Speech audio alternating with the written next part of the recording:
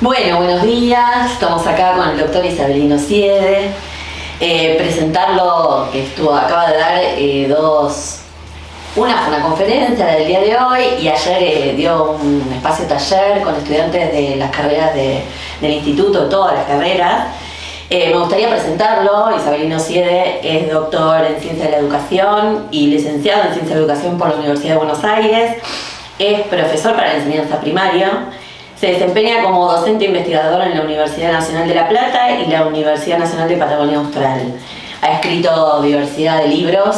Hemos participado con él desde acá, desde el instituto, en uno de los capítulos que no es el último libro, ¿no? Esto de formación ciudadana, perspectivas. Y me olvidé una palabra que no me acuerdo, pero... Perspectivas y experiencias. Gracias. Así que bueno, estamos muy contentos de haberlo recibido acá en Villa Langostura. Nos invitó a pensar en diversidad de situaciones. Y bueno, te queremos dar la bienvenida a este espacio, que es un poco para abrir puertas afuera del instituto, a pesar de que vino mucha gente de la comunidad el día de hoy, sábado. Pero bueno, nos gustaría que igual te presentes vos, más allá de todo lo que presenté recién, quién sos, qué haces y cómo te sentiste en este espacio. Bueno, muchísimas gracias por la invitación a ustedes. Para mí es un placer estar en el Instituto de Formación Docente número 15. Villa Langostura es hermoso y además la comunidad educativa también tiene mucha riqueza como para contar. Formaron parte de un libro que publicamos juntos que trató de ser también un libro federal acerca de lo que está pasando en la educación ciudadana en nuestro país. Y para que me presente, soy básicamente un maestro que fue creciendo en su formación y soy también licenciado en educación y doctor en ciencias de educación. Trabajo en la Universidad de La Plata y en la Universidad de Patagonia Austral en Caleta Olivia. Y mis ámbitos de especialización son la educación ciudadana, la didáctica de las ciencias sociales, la enseñanza de los derechos humanos y la relación entre familias y escuelas. No trabajamos este último aspecto en estos días, pero sí los tres primeros. Bien. Bueno, justo me da el puntapié para preguntarte en esta idea de relación entre familias y escuelas, y me permito hacer un cruce ahí que no sé si va a ser factible, pero lo pregunto igual.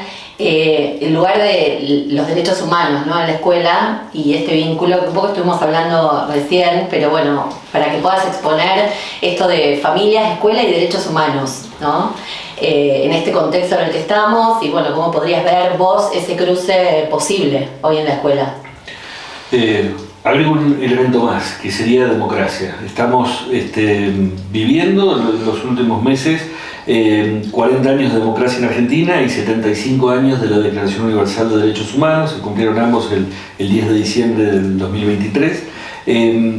Y es un momento como para mirar en perspectiva lo que viene ocurriendo desde las escuelas, dentro de las escuelas y del otro lado del mostrador también en los grupos familiares. En democracia creo que vamos construyendo una cultura política democrática desde las escuelas, sabiendo además que cuando uno mira en perspectiva ha habido grandes promesas de la democracia no resueltas todavía. Yo creo que el gran logro de la democracia es avanzar hacia una sociedad pluralista, donde no se le pide a nadie que renuncie a ser quien es para poder estar acá. Pero al mismo tiempo, la deuda enorme de la democracia son las condiciones socioeconómicas y la enorme desigualdad que hay en la sociedad argentina. Una desigualdad creciente, alarmante y angustiante porque tenemos una gran cantidad del estudiantado que llega al sistema educativo por debajo de la línea de pobreza y en condiciones de pobreza estructural importante. Esto afecta al trabajo de la escuela y también afecta a la crianza doméstica. No hace falta que las familias escuchen hablar de la desigualdad porque lo viven cotidianamente. Pero el tema también es qué hacemos desde las escuelas en este trabajo. Y a mí me parece importante pensar que el trabajo con las familias es un trabajo que no es la continuidad de uno en otro, sino un trabajo donde hay tareas diferentes, funciones diferentes, y en algunos casos se pueden ensamblar y en otros casos son también de contrapunto, de contrapeso. Es importante que las familias demanden de la escuela responsabilidad, atención, trabajo con sus hijos y con sus hijas, y también que la escuela demande de las familias un trabajo de acompañamiento a la tarea escolar, porque ambas instituciones velan por la responsabilidad de la otra institución. Pero también es importante que puedan encontrar puntos de acuerdo donde puedan trabajar en comunidad.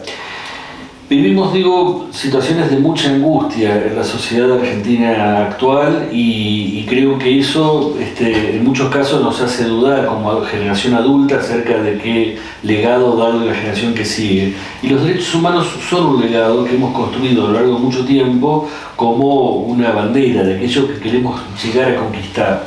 A mí me parece importante que las escuelas contribuyan a que las familias tomen conciencia de los derechos humanos como una bandera. Y yo creo que lo hemos hecho en los últimos años, en los años recientes, sobre todo relacionando los derechos humanos con la memoria de la última dictadura cívico-militar. Y es una tarea fundamental que la escuela sostenga esa memoria porque, entre otras cosas, denuncia situaciones que siguen ocurriendo. O sea, la historia reciente de nuestro país sigue operando mientras haya chicos y chicas a quienes se les niega la identidad, que fueron apropiados durante la dictadura, mientras haya juicios pendientes a secuestradores, torturadores, violadores, etc. Pero también cada vez más es relevante que ampliemos la mirada sobre los derechos humanos y entendamos que los derechos humanos son también los derechos económicos, sociales y culturales. Y lo que se está violando más flagrantemente en la Argentina de hoy son esos derechos sociales, el derecho a tener una vivienda, un trabajo, salud, educación, condiciones de vida digna. Se da una paradoja en esto, que es que aquellos militantes que fueron perseguidos, secuestrados y asesinados durante la dictadura no eran militantes que abogaban por los derechos humanos, sobre todo abogaban por la construcción de una sociedad más justa.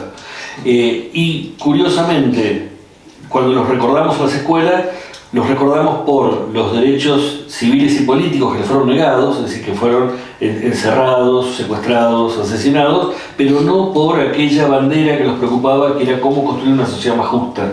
Y me parece que hoy enseñar los derechos humanos significa pensar seriamente cómo podemos ofrecer las herramientas que le permitan a la sociedad construir una sociedad más justa. Y eso es una preocupación que también atraviesa a las familias, ¿no? Y nos atraviesa también desde la controversia, porque no todos tenemos la misma idea de lo que sería una sociedad justa. Y muchas de las cosas que creíamos consolidadas como creencias colectivas vienen siendo cuestionadas en los tiempos recientes. Pero creo que eso es una tarea común de escuela y familias.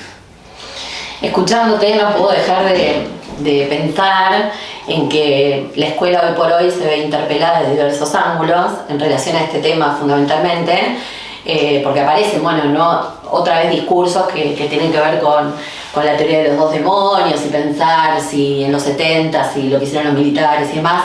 Trajiste un punto importante que tiene que ver con esto de que se le negó a las personas que están desaparecidas. Actualmente se le negó la posibilidad de un juicio para ver si eran culpables o no. El mecanismo del Estado fue hacerlos desaparecer. Y pensaba en esa clave cómo recuperar todo esto en la escuela con los discursos que aparecen en relación a que la escuela disciplina, que aparecen las ideas marxistas, ¿no? Esto fue una bandera cuando hace poquito fue la marcha por la universidad pública, y por ahí estaría bueno, ya que hablamos de familia y escuela, cómo también trabajar estas cuestiones que tienen que ver con el dedo acusador de las familias. En algunas oportunidades no hablamos de que son todas, pero hay un discurso fuerte que tiene que ver con que la escuela no enseña sino que disciplina. Parecía también en relación a la educación sexual integral, la ESI. Un poco cómo recuperar todo eso en clave de qué hace la escuela, cómo dialoga con las familias y qué hacer frente a esos discursos que son violentos también, ¿no? A ver, en principio, cuando yo recién hablaba de la distinción entre las tareas entre familia y escuelas, es que la escuela es un espacio público de construcción de lo público. Cuando un chico o una chica ingresa a la escuela, con quien se encuentra no es con la segunda mamá, sino con el primer agente público, que es su maestra o su maestro, y en el espacio público de la sala de nivel inicial o del primer grado de la escuela primaria, empieza a construir sus primeras representaciones sobre lo público, y cuando digo lo público me refiero a lo político. ¿En qué sentido somos iguales? ¿En qué sentido somos diferentes? ¿Qué es lo mío? ¿Qué es lo tuyo? ¿Qué es lo ajeno? ¿Qué es lo compartido? ¿Qué podemos hacer juntos y cómo nos organizamos para lograrlo? Todas las noticias políticas de los diarios nos muestran discutiendo a los adultos sobre esos temas. Son los mismos temas que dan sustento a la discusión política cotidiana. Y eso empieza a ocurrir en la salita de 3 del nivel inicial. Por eso hay que entender la escuela como un espacio de producción de ciudadanía, es decir, un espacio de praxis política, donde estamos aprendiendo a participar en la deliberación sobre lo común. Y en ese sentido lo pensó también Sarmiento, la escuela como un espacio para educar al soberano. Entonces, no es que la política llega a las escuelas en los últimos años o que se nos ocurre ingresar algo que no debería estar ahí. El sentido de la existencia del sistema educativo es la educación política, la educación a la ciudadanía. Y es cierto que la escuela se planteó como un espacio neutro en términos religiosos, pero también con mucha presencia fuerte de los sectores dominantes en su momento. Sarmiento decía en una famosa carta, un pueblo ignorante va a volver a votar a Rosas, ¿no? Y cuando hablaba de educar al soberano es para que nos vote a nosotros. Y él era un dirigente político, de partido, que participaba en los debates no de partidos en esa época, sino de facciones, ¿no? de grupos políticos. Esta idea del adoctrinamiento, de una escuela que enseña una versión, no es una idea novedosa.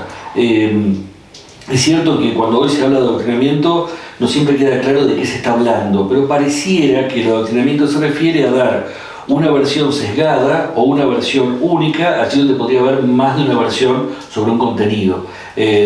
Nadie, supongo yo, va a denunciar a la escuela por decir que 2 más 2 es 4, porque no hay otros que digan otra cosa, pero sí por enseñar cierta perspectiva histórica o cierta perspectiva sobre algún saber que sea controversial. Y en ese sentido, yo comparto esa idea de que la escuela no adoctrine, pero no por el adoctrinamiento de los últimos años, sino que a lo largo de toda la existencia del sistema educativo se han dado versiones únicas de cuestiones que son controversiales. Entonces creo que el desafío que tenemos no es cambiar un adoctrinamiento por otro, sino salir del adoctrinamiento y pensar el espacio del aula como un espacio de producción de ciudadanía, invitando a pensar por sí mismo y pensar en diálogo con otras personas sobre problemas que son controversiales. Y en ese sentido la escuela no puede ser un espacio alejado de los temas controvertidos, sino un espacio de pluralismo, donde los diferentes temas puedan caber en la enseñanza con las condiciones de diálogo, donde podamos traer aquello que ha sido construido como saber público, pero también habilitar diferentes opiniones, diferentes posiciones, y entendiendo que existen temas donde hay perspectivas distintas. En ese sentido creo que es importante que las familias, más que controlar lo que se dice o se deja de decir en la escuela, traten de garantizar el pluralismo y de decir, bueno, queremos agregar información, opinión, perspectivas a esto, con cierto límite a la pluralidad, que es hay aquellas cuestiones, sobre todo cuestiones fácticas, hechos que han sido comprobadas en el ámbito judicial. Entonces, si alguien viene a decir, no hubo centros clandestinos de detención, no hubo secuestrados y desaparecidos, eso tiene poco de discutible, porque eso ha ocurrido, está comprobado. Ahora, las lecturas acerca de ese proceso, yo creo que puede ser una lectura plural. Y es cierto que en esa lectura plural tiene que haber argumentación de por qué se da una lectura u otra lectura, ¿no? Y me parece que eso es parte del debate contemporáneo. Bien. Bueno, queremos contarles a todos que Isabelino vino en el contexto de un trabajo conjunto con un equipo de trabajo grande, y digo esto porque no estamos nosotros dos solos, además de Lucho y Lucas que están filmando, hay compañeros del equipo, y abro este espacio porque me gustaría poder sumarlos a las preguntas. Si bien no les van a ver las caras, van a escuchar las voces y están como recluidos en un costadito, así que los invito a que por ahí puedan sumar alguna repregunta a Isabelino. Anticipame.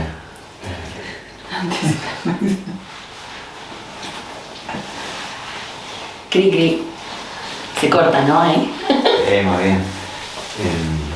Bueno, mientras piensan, yo agrego una cosita de lo que dijo.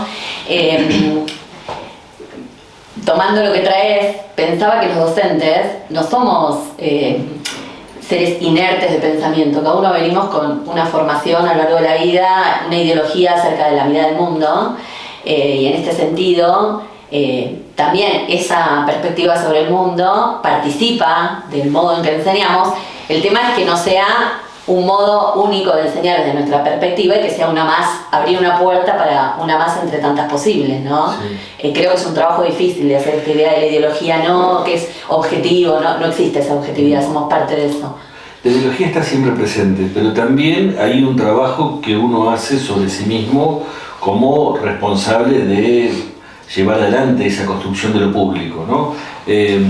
pensemos también que el trabajo de un docente en eso se parece también al trabajo de un actor, al que le pasan cosas en la vida y quizás está muy triste y está llevando adelante una comedia o está muy contento y se despliega en una tragedia. Entonces tiene que hacer un trabajo en el cual hay cierta disociación y puede decir, bueno, yo tengo un material mío, pero no todo puedo ponerlo acá.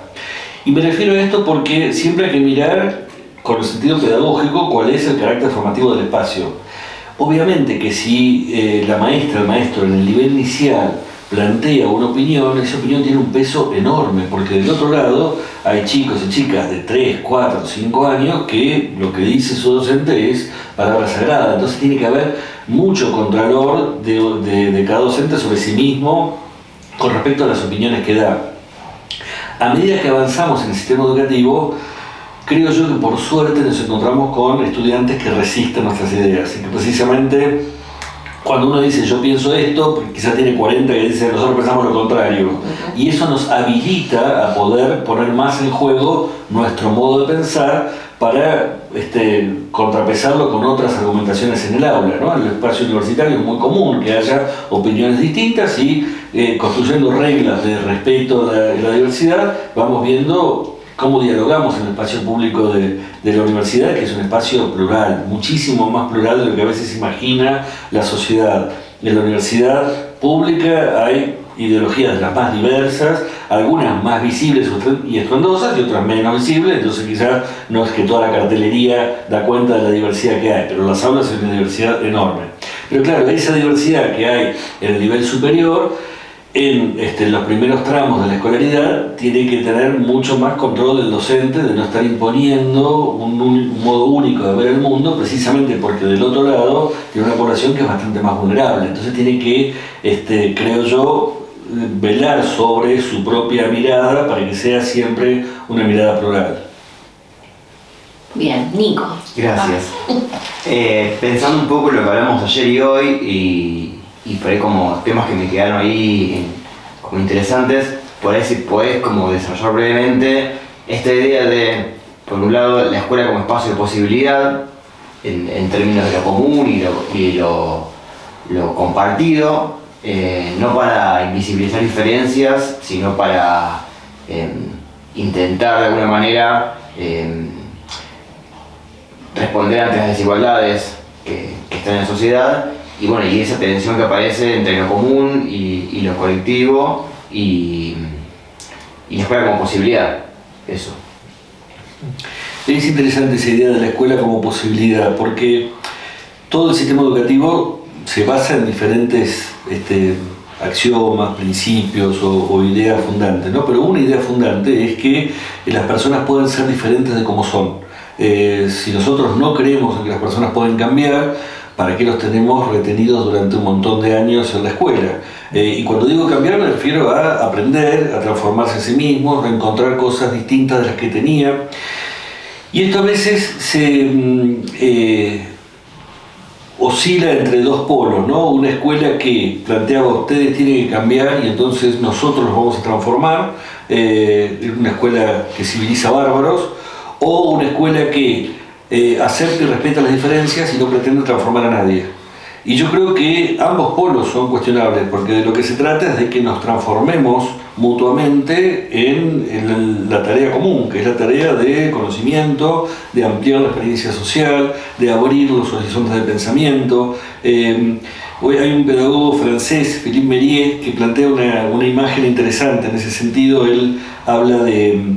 Hay un librito muy bonito de él que se llama Frankenstein Educador, ¿no? Y él dice que puede encontrar en el relato de Frankenstein esa expectativa muy omnipotente de alguien imbuido de todo el conocimiento, un médico, el doctor Frankenstein, que junta cachos de muertos del cementerio y trata de darle vida y de inventar a ese sujeto para que sea como él quiere que sea. Y dice Mérier que hay un gesto muy autoritario de querer moldear al otro como yo quiero que sea, y que a veces nos sale a los docentes ese gesto autoritario de querer juntar cachos de muertos, que son las disciplinas escolares, y sacar el perfil del egresado. Yo quiero que sea así. Pero él avanza un poco más y dice, no fue el único gesto autoritario del Dr. Frankenstein, porque después de eso, cuando él le dio vida a la criatura, se asustó de lo que había hecho y lo abandonó. Y esa criatura no tenía nombre, no fue presentada en sociedad, no tuvo orientaciones para moverse en el mundo, y esa criatura abandonada a sí misma se transformó en un monstruo. Y dice Mérier que a veces los docentes oscilamos entre esos dos gestos autoritarios. O logramos que el otro sea como queremos que sea, o lo abandonamos a su suerte. Si no es como yo quiero, entonces no merece mi enseñanza. Y creo que nuestro trabajo está en evitar esos polos y pensar el aula como un espacio donde podemos ser mejor de lo que somos hoy. Y podemos ser mejor porque construimos colectivamente, porque nos reconocemos, porque conocemos, porque pensamos el mundo. Y eso es pensar el aula como un espacio de posibilidades. Lu. A ver si puedo formular esta pregunta. Que ayer estábamos conversando en este equipo de trabajo que tenemos. Tiene que ver con lo que decías hace un rato de uno de los desafíos que tenemos como docentes para la educación ciudadana y democrática es el desafío de la diversidad, ¿no? Entonces, la pregunta de, bueno, ¿cómo hacemos para incluir en la escuela ciertas perspectivas sobre el mundo que nunca estuvieron? Y entonces hablamos de, acá nos preguntamos sobre el pueblo mapuche y cómo incorporamos esa visión, esa cosmovisión en la escuela. Y ante eso aparecen otras preguntas de otros actores como, ay, ¿por qué eso sí y no podemos hablar de entonces, o no podemos hablar, pero ¿por qué no incorporarlas también de las religiones occidentales, de las grandes religiones occidentales? Como que me parece que tenía que ver con lo que habías planteado también hace un rato en torno de la diversidad legítima, no sé si venía por ahí, pero no sabemos bien cómo pensarlo esto de si entran en situación de igualdad esos discursos o esas cosmovisiones a la escuela, si no ponen en cuestión la laicidad de la escuela. Nos lo preguntamos exclusivamente en relación a las religiones occidentales, nunca nos pusimos en cuestión que tenía que ver con presentar la cosmovisión mapuche, pero como que son discursos o sea, preguntas en realidad de estudiantes y de personas de la comunidad educativa en general, que nos quedamos así como tecleando y no sabemos cómo argumentar en esto del pensamiento crítico y de construir ideas y de sustentarlo. Como que tenemos alguna idea y ahora, ¿y esto qué? Como que nos quedamos ahí dudando. Total. Sí. La duda es un buen territorio para transformarse en sí mismo, ¿no? O sea, es mucho más productivo, mucho más fértil la duda que la certeza, ¿no? La certeza nos deja donde estamos. La duda nos permite movernos. Y es cierto que la escuela está sustentada en un debate que se dio a fines del siglo XIX en muchos países, entre otros Argentina, acerca de la presencia de la enseñanza religiosa en las escuelas. En Europa, todos los sistemas educativos se habían crecido asociados a iglesias, ¿no? En algunos países la iglesia católica, en otros países iglesias protestantes, y de alguna manera la laicidad surgió como un proceso de secularización, de separación del Estado de las iglesias propias de cada Estado nacional, como un proyecto centralmente estatal. Y eso implicó también como una marca de origen de, bueno, esto tiene que quedarse al margen de la escuela. Pero nos pasó también que muchas cosas quedaron al margen de la escuela. En algún sentido la escuela siguió dando una enseñanza moral muy parecida a la que daban las religiones, pero sin ese soporte, y en otros sentidos también quedaron como temas de los que no se podía hablar en la escuela. Algunos países, por ejemplo Francia, exacerbaron más el laicismo en las décadas recientes. Ahora está prohibido cualquier símbolo religioso, una persona puede ir con una crucecita o una estrella de David en el cuello, y yo creo que tenemos que avanzar hacia una escuela que sea pluralista, no una escuela que sea neutra o donde no se pueda hablar de algo. De toda la experiencia humana se puede hablar en la escuela, de toda la experiencia humana.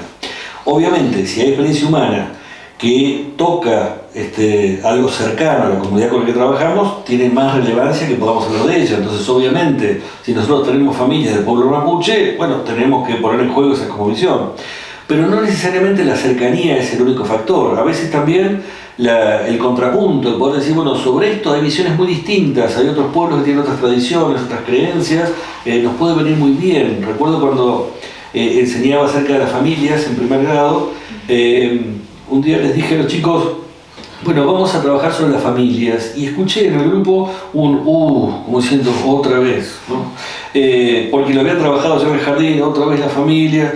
Tenía chicos cuyas familias tenían la mitad de padres y madres separados, entonces era como, este problema aparece de vuelta, voy a tener que contar de vuelta a mi familia. Y yo les dije, no, pero no vamos a hablar de la familia de ustedes, vamos a hablar de familias de otros lugares. Y empezamos a ver cómo era la organización familiar de familias en China, en Rusia, en India, en otras épocas también vimos familias de pueblos originarios. Y en un momento trabajamos sobre un textito que explicaba sobre la familia europea moderna, y aparecía que muchas parejas se separaban, y entonces chicos y chicas estaban parte de la semana en la casa de su papá, parte de la semana en la casa de su mamá. Y cuando estábamos trabajando eso, después de varias semanas, empiezo a ver que levantan la mano muchos y dicen, yo quiero contar, mi familia es así, Porque la diversidad le dio la posibilidad a cada uno, a cada una de elegir cuándo, cuánto y cómo contar algo de su vida privada. Yo creo también que tenemos que pensar en una enseñanza plural donde nada de la experiencia humana queda afuera, y eso incluye también las diferentes religiones de todo el mundo, tomadas como los toma la escuela, como un lugar de conocimiento, para conocer la experiencia humana, no para adoctrinar o para plantear un juicio de valor sobre unas u otras. Son diferentes creencias. Lo único que tenemos como límite son los derechos que nos reconocemos como seres humanos, ¿no? Los derechos de niños, niñas y adolescentes. Entonces, cuando hay una creencia que va a contramano a ciertos derechos de la dignidad humana, esa la señalamos como como algo cuestionable, digamos, no como algo en paridad de condiciones con otras. Pero yo creo que tenemos que avanzar hacia esa escuela plural y salir de la idea de una escuela neutra, donde ciertos temas no puedan entrar. Bien, no sé si queda alguna pregunta más.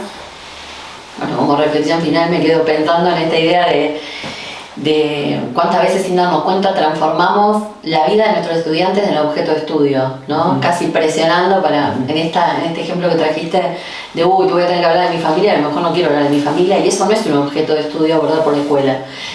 Poner esta diferencia que planteaste entre pensar, reflexionar, aprender, conocer, igual como diferencias me parece, ¿no? Un poco para cerrar, no sé si tenés alguna reflexión en relación a eso o algo para cerrar. Sí, básicamente que siempre tiene que estar del lado del estudiante decidir cuándo y cuánto quiere abrir de su propia vida cotidiana y de su intimidad.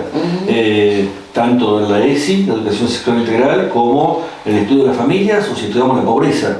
Hay muchísimos temas de las ciencias sociales, de la educación ciudadana, que tocan cuestiones personales, pero nunca puede ser la propuesta didáctica la que diga, ahora me van a tener que contar ustedes lo que pasa cotidianamente en sus casas, porque eso creo yo que excede la legitimidad del trabajo de la escuela.